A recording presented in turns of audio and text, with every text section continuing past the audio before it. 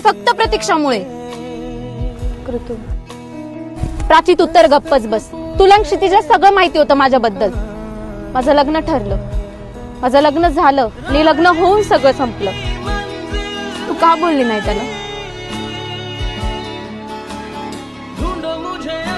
मला हे सगळं माहिती होतं, पण मी तरी काय करणार होतो कृतू.